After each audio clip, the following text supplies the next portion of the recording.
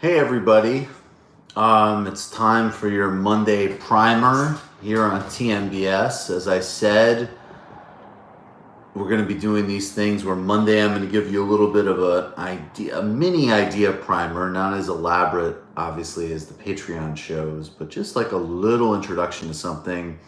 Also take some of your super chat questions, and then on Thursday, take your super chat questions and give you a news roundup. I want to talk a little bit about the Joint List, which is the party that won 13 seats, the third highest vote getter in Israel's elections that just took place.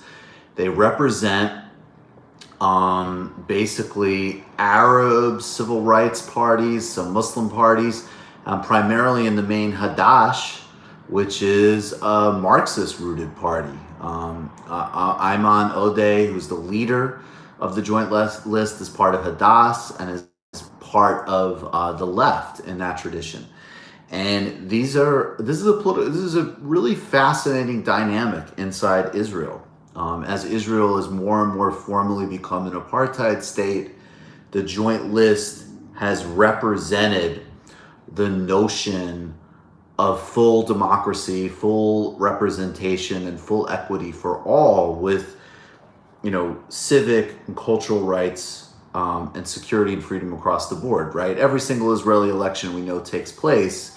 5 million Palestinians that are run by the Israeli government have no democratic say over it. That includes those in Gaza, underneath this, dealing with the siege, and of course the Israeli-occupied West Bank. Now, inside 67 borders, there is some degree of democracy, although obviously there is not complete equity between Arab and Jewish citizens. And in fact,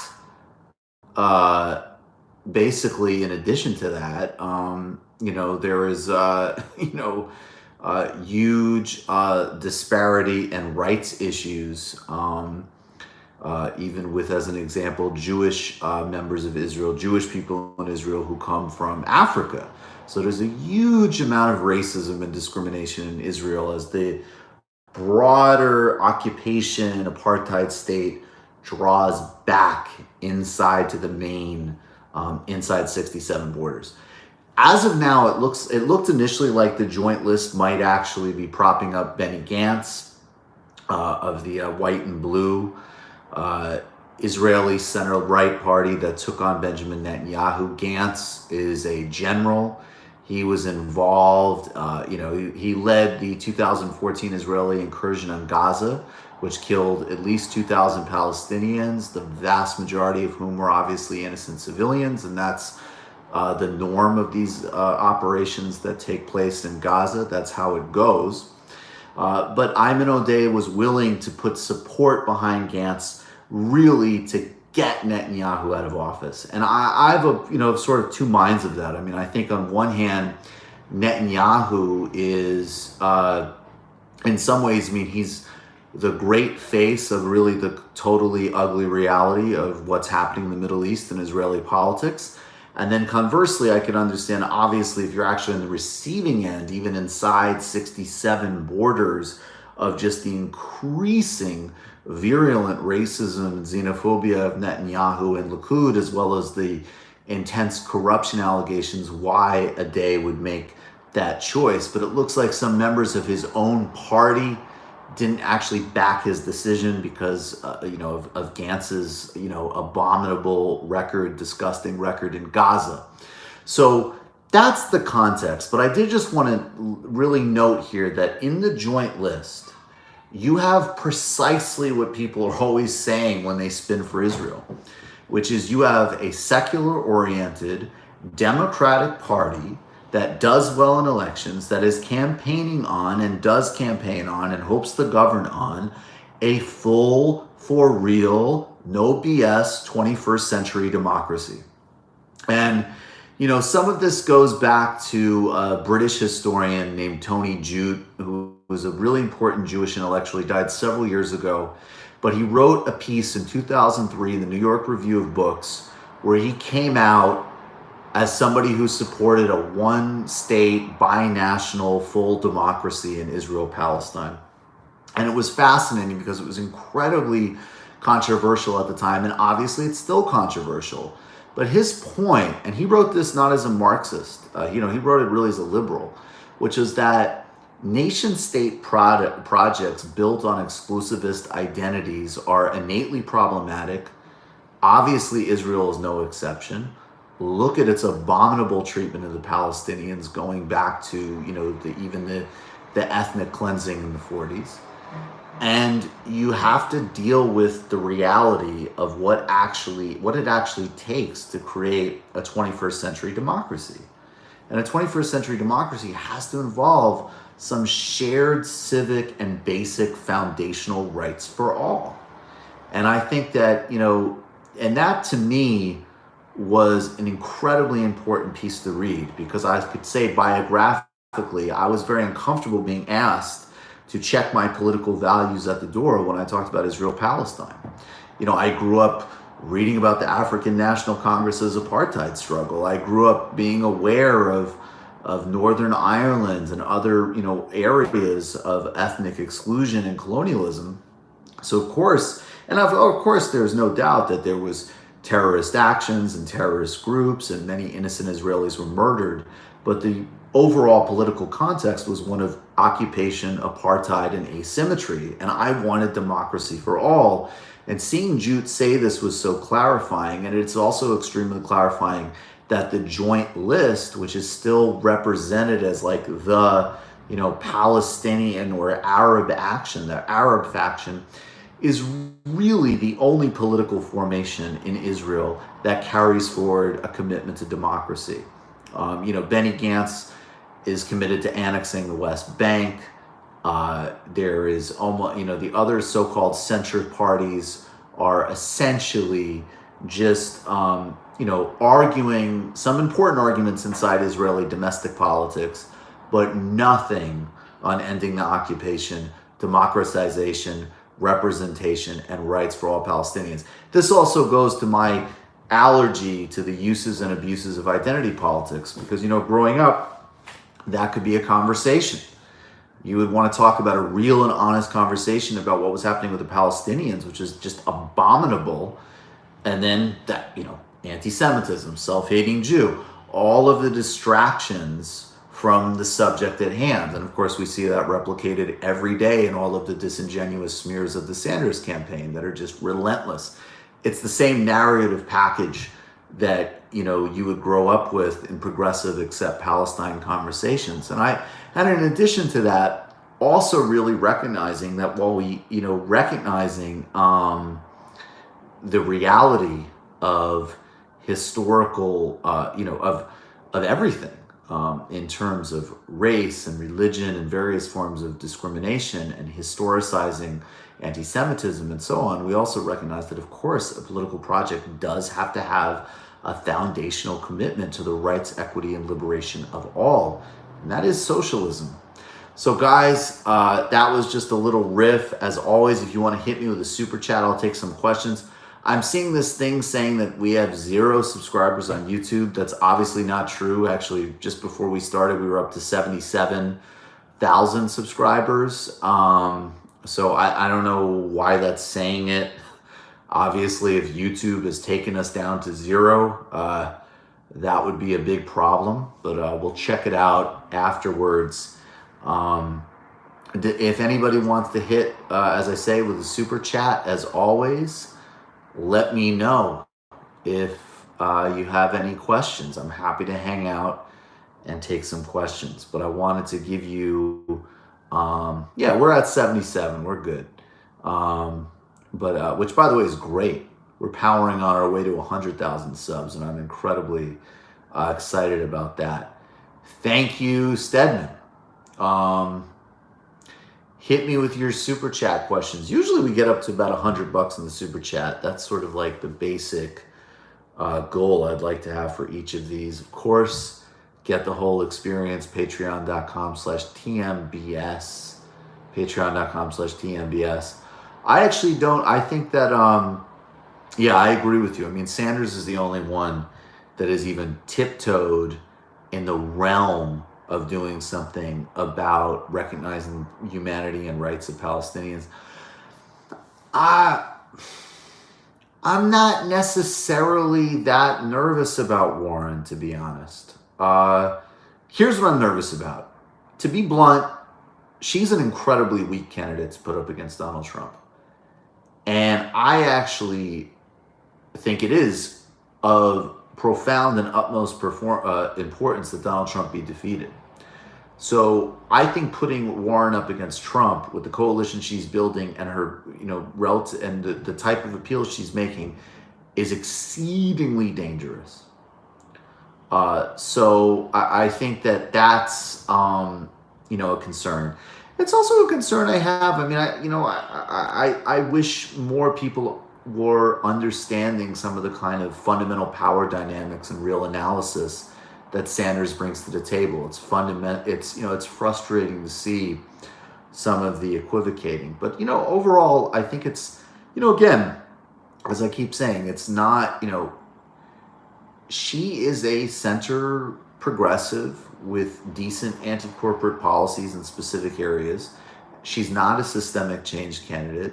She's bad on foreign policy, and she doesn't go nearly as far as Bernie. And he's an infinitely better candidate to defeat Donald Trump with. So, that's it. I don't, again, she isn't Hillary Clinton. We don't need to sort of go overboard in the arguments, but we can have a serious systemic critique. Crystal Ball's commentary this morning was 100% right. And I hope people are watching it and taking seriously, the incredible vulnerabilities that Warren has. Anybody, man, guys, usually we do so much better in the super chat, I have to say.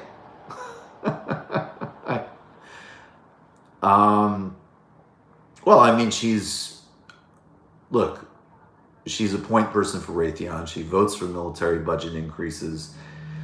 But it's also just that she's put nothing on the table. I mean, there is nothing innovative or significant in her foreign policy thinking at all. And I really do think generally, we have to think much more systemically about foreign policy and recognize that, we don't want, a guns and butter policy, right? Like, we don't want, that's like LBJ. And by the way, I don't think that, Warren is actually, I'm not sure it would be as ambitious as what LBJ did domestically. I was actually quite ambitious, and certainly not as horrific or as bad as what he did internationally. But at the same time, the fundamental disjuncture between we're going to do some reforms at home and rebrand the empire abroad, maybe green it. Don't challenge any of our fundamental relationships. Don't do anything about Israel-Palestine. Even the rhetoric of maintaining normalcy or returning normalcy or law and order in the middle, in Central America, Latin America, is incredibly dangerous stuff. Which one is your latest video? Yes. And by the way, everybody check out What Do You Mean in general.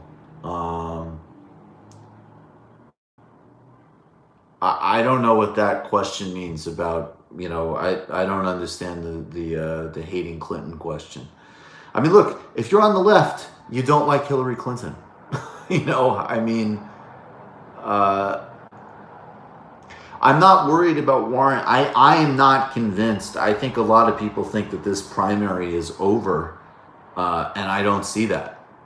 I think Bernie's still in an incredible position to win it, frankly.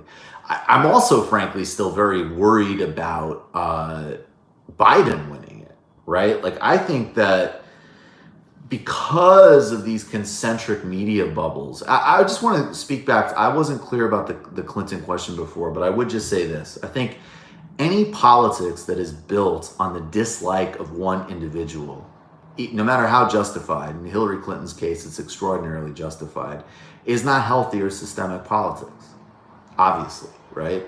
But the way we deal with that is by telling the, trying to tell the full-scale systemic stories that we try to do on TMBS, be globally synchronized, build global solidarity, and find patterns, so that even when we're dunking on a Hillary Clinton or Joe Biden or whatever, there's a bigger story behind it.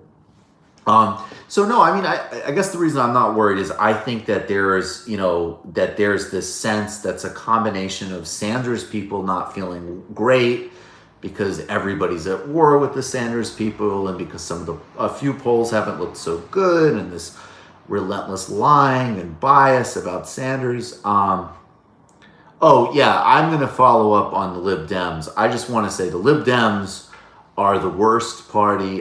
They are just as disgusting. Thank you, Ben. They are just as disgusting as, the Macron, Trudeau of the world. They are so harmful. Like, you've taken my youth and concocted fairy tales of economic growth. How dare you? I'm not sure what that is, but I'm reading it. Nina Turner. I would love to see Nina Turner on The View. Nina Turner is an incredible speaker, an incredible campaigner. Oh, Greta Thunberg. Respect to Greta Thunberg. I didn't watch this speech. I was actually, to be honest, I was dealing with a lot of fucking student loan, IRS type of shit today. Can we get an animated show with all your characters? No, I mean, Bad Destiny. That is like an incredibly logistically difficult thing to pull off. But I do work with an animator, and we've done a few animations for TMBS, and we might be working on a longer project. I'll keep you posted, obviously. But I think, so I guess back to the Warren thing, I think that there's the bunker mentality because of all the lies and biases against Sanders and what he represents. Maybe I'll get Norman Finkelstein on at some point. I'm open to it. But that also, there is this, inside the bubble of media circles, there's so much bias and so much energy around Warren. I think that there is a sense of a momentum. There is a momentum. She's doing really well. But I mean, honestly, the thing of it is that Biden still leads in a lot of polls. And I, from the beginning, have been somebody who said, and Jesus Christ, this is depressing, but Joe Biden is formidable as hell. And in some respects, I actually think it's even more disturbing, frankly, that Joe Biden, who's barely a comment on labor in the UK. I mean, look, all I could tell you about labor is that if you look at their policy proposal, what Jeremy Corbyn and John McDonnell have put on the table is absolutely unparalleled.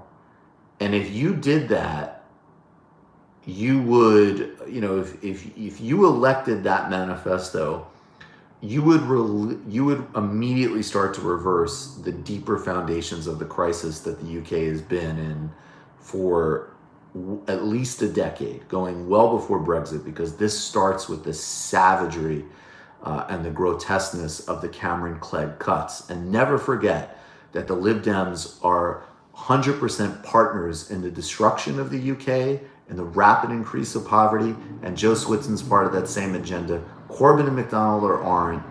When you look at everything from the NHS to housing to workers' cooperatives, they've actually put forward tremendous, unparalleled, positive 21st century democratic socialist ideas, and I really hope people will get serious about it. That's a big election. You gotta go out there and organize for labor. But yeah, so that's actually my, I think that there's, in some ways, the fact that Biden, who's had such a shambolic rollout and clearly just cognitively is not up for it, is still leading the polls. That in some ways is scarier than anything else. But look, I'll be really blunt. I mean, obviously, it goes without saying. Of course, if the choice was Warren or Biden, I'd vote for Warren 1 million times over Biden. Obviously, I'd vote for decent-ish technocrat over corporate travesty. But look, my number one priority is nominating Bernie Sanders. This is a once-in-a-lifetime political opportunity, and if you have a serious commitment to labor, to income redistribution, to single-payer healthcare, to freeing Lula, to at least making some incremental changes and winding back U.S. empire, cutting the defense budget. What Bernie's putting on the table is absolutely unparalleled. So in the same way that, like, I didn't have time to muck around with Tulsi Gabbard or Andrew Yang. This is really serious. This is an incredible opportunity with Bernie Sanders, and I'm really transparent about it. Look, if it's on policy, yes, I'd like to see him go further on drug decriminalization and legalization. Sure, okay, we can do these things, but structurally, I just can't pretend that this isn't incredibly serious and incredibly unique an opportunity, and that I'm not 1,000% enrolled in Bernie Sanders. And no one else should expect anything else from me. I'm a democratic socialist. And even something like working on Lula so much is, reflected in what the campaign is putting forward. I think if AOC endorses Warren, it will be far worse than Warren, because as I've said a million times, I like Elizabeth Warren, but Elizabeth Warren is not of this sort of new movement.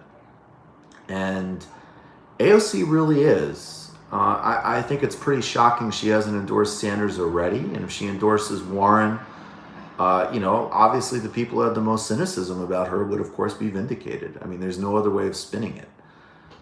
Any other questions, guys? As always, I love and appreciate all of you. I hope all of you will get your tickets to the TMBS live show with Crystal Ball, Artesia Belthrop, and Emma Vigeland in Philly, November 23rd. We're incredibly excited about that. Go get your tickets. It's pinned on my Twitter feed. Help us get to our first 3,000 patrons on Patreon and get a huge amount of extra content. Hey, what's up, Morocco? Lula Livre. Patreon.com/TMBS. Yeah, I think you might be right that AOC might not endorse anybody besides Warren, but I think, frankly, not endorsing is a real problem. I think it's stunning. If you represent that politics, Bernie's the clear choice. And anybody who's gonna be making any kind of comment, also on foreign policy leadership as well.